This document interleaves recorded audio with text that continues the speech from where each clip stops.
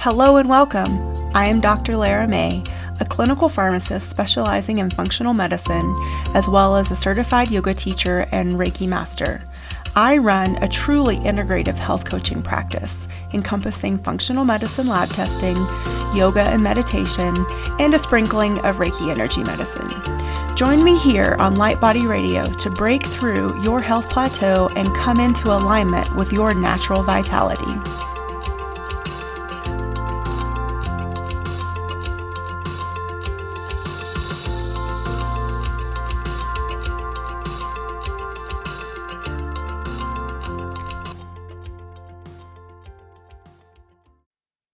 Hello and welcome to Light Body Radio and this episode of Wellness Illuminated.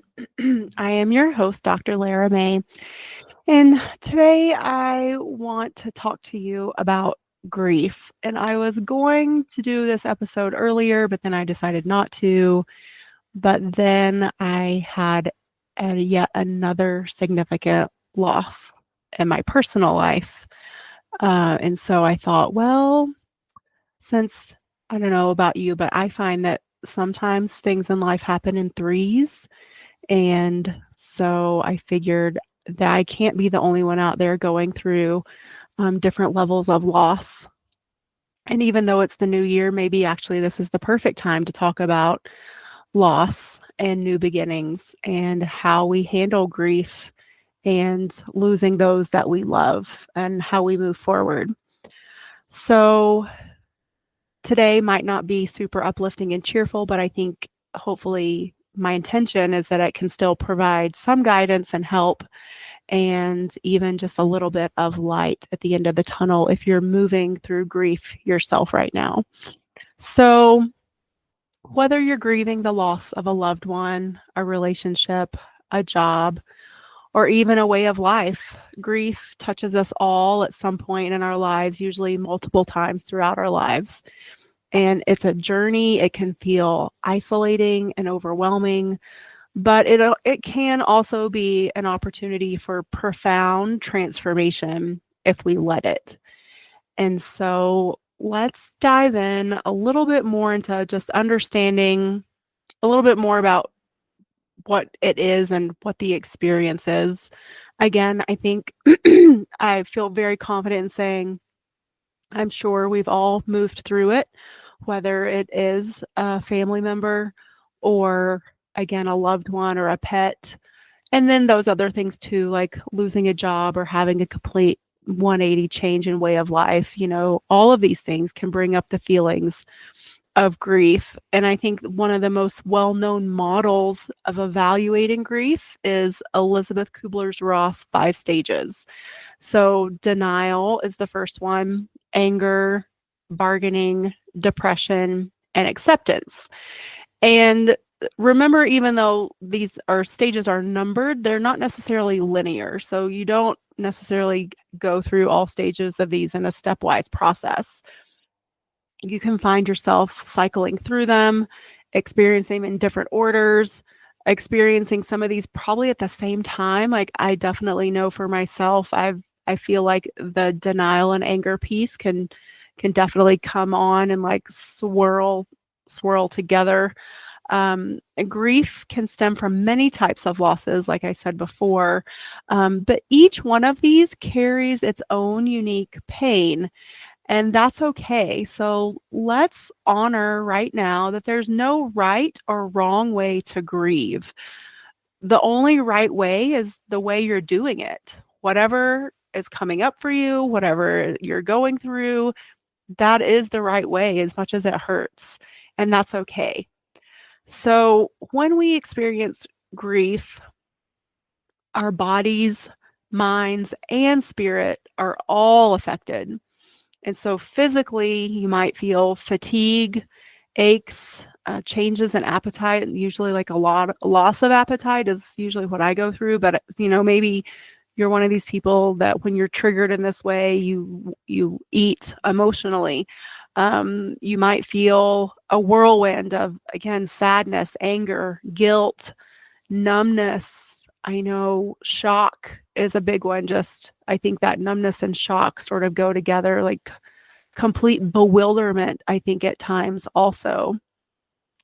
And spiritually speaking, grief can lead us to questions about life's meaning or even a deeper connection with something greater than ourselves. So I know, like, I'm sure a lot of us ask the reason why. Why did this have to happen now? Why did it have to happen the way it did?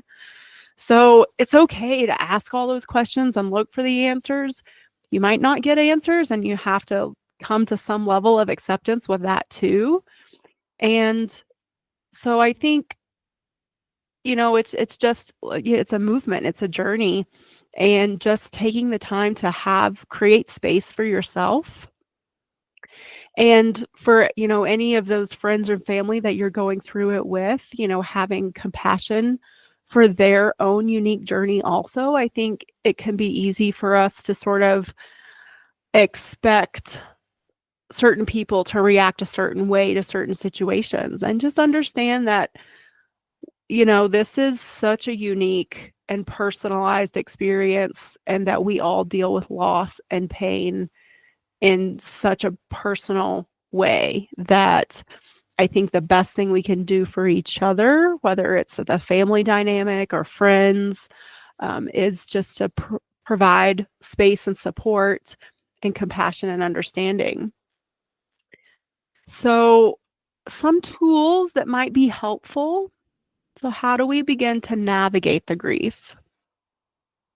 So, the first one, excuse me, is just allowing our emotions to come up. It's totally okay to cry, to scream, to feel completely numb. And it's okay to give yourself permission to experience all your emotions without judgment.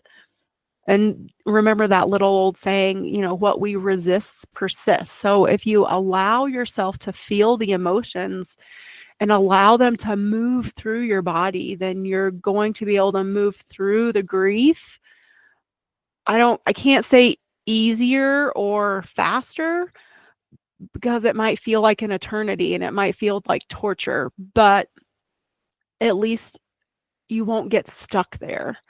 And think about anybody you might know that has lost someone significant to them, and their life sort of like stops in that moment in time, and they literally can't or won't move forward.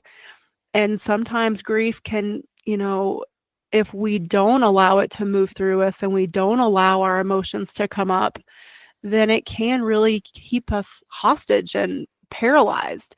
And so I think it's really important to and however that looks and however you allow that to happen, whether you need to be alone for that to happen, or whether you need to be around people, or whether you need to seek out professional help, therapy, coaching, support groups, whatever that is, prayer, church groups, whatever that looks like, do it. Like, don't deny yourself. Number one, the experience, but number two, the healing that comes through having these emotions and moving through the 5 stages.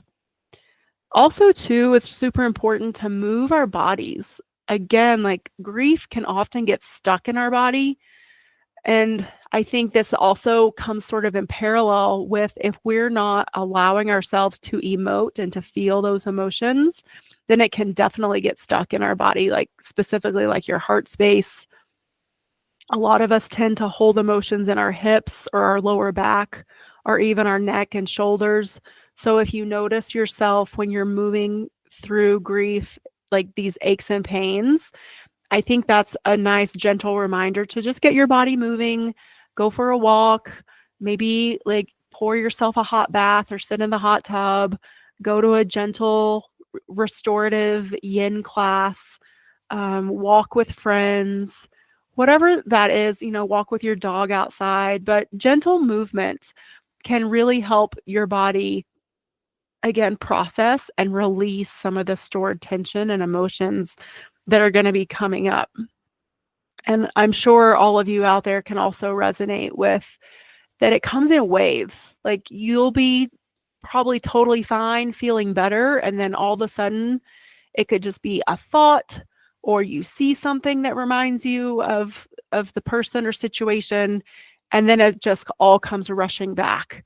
Or, it could be like a rush, or like sometimes for me, I felt like it's like almost like a slow motion, like watching an ocean wave coming to me from a long distance. It can be very surreal and bizarre as well. And so I think it's really good that, again, allowing the emotions, but also moving our body so we allow the emotions to move through us, and just it's okay, but also like enabling them and helping them to not get stuck, especially depending on where we are in just our spiritual and emotional journey anyway. Like maybe we don't even have the tools to do and provide ourselves this space and this and to honor where we are. Maybe we're at the beginning of our spiritual and emotional journey. And so it's sort of like a double whammy, it's like, well, I don't know what to do. I don't have these tools. And that's okay too. And that's one of the reasons I wanted to do this episode today, was to at least provide some sort of a foundation of a general outline of some tools that you can use and maybe dive deeper into on your own. Or maybe this will encourage you to, lean on people and look for that support. So the next tool I was going to give you is the support piece. So you please don't go through your grief alone. Reach out to friends, family, again, support groups, church groups, yoga classes. If you're feeling stuck, consider working with a therapist or a coach who specializes in grief, because they will have a unique understanding to be able to help you and hold space for you too. I think that's super important. Again, because it's one thing to hold space for ourselves, but it's another thing when someone else holds space for us. And that can be really helpful, healing, and powerful. So something else you might want to think about is creating rituals. So lighting a candle, saying a prayer, creating a memory box or book for your loved one or the thing that you've lost. I think this definitely resonates if we've lost a person or a pet.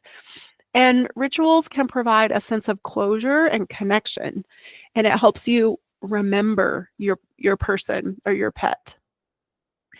And then, of course, like I mentioned before, practicing self-compassion. Grieving is exhausting, and one of the best ways to cope with that is to rest. And it's okay to say no to things, to people, to tasks, to obligations. And it's definitely okay, if not required, to take care of yourself. Treat yourself with the same kindness you would that person that you love that you lost.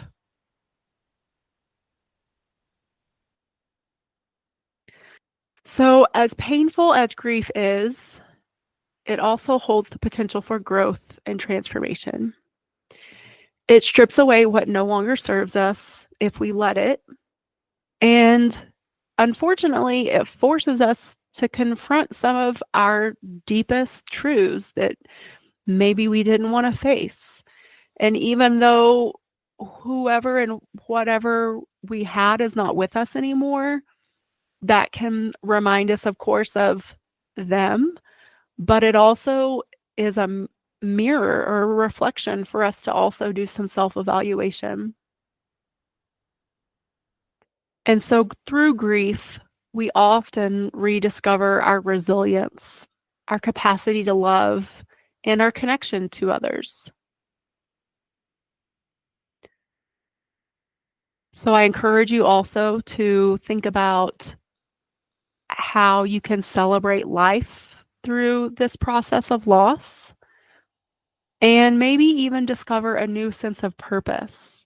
Maybe this encourages you to volunteer at a center for whatever affected that person that you lost, or maybe like a humane society or some sort of, shelter if it's a pet. Maybe it encourages you to learn more about certain health conditions and advocate for the prevention of those health conditions and volunteer for different organizations. So The pain and the loss can definitely become a source of compassion and strength and growth and even change, possibly. You could become a real change agent because of this experience. So remember that grief is a journey, it's not a destination. And there will be days when the weight feels unbearable and days when you glimpse the light breaking through the clouds. Wherever you are in your path, know that you're not alone. And if today's episode resonated with you or you found it helpful at all, I invite you to share it with someone who might need it. And if you have your own story or question about grief, please feel to reach out on social media or through the website or email. As always, I'm here to support you, and I'd love to hear from you and your feedback. So thank you for joining me today. And until next time, take care of yourself, take care of your mind, your body, and your spirit, and all of those that you love. Namaste.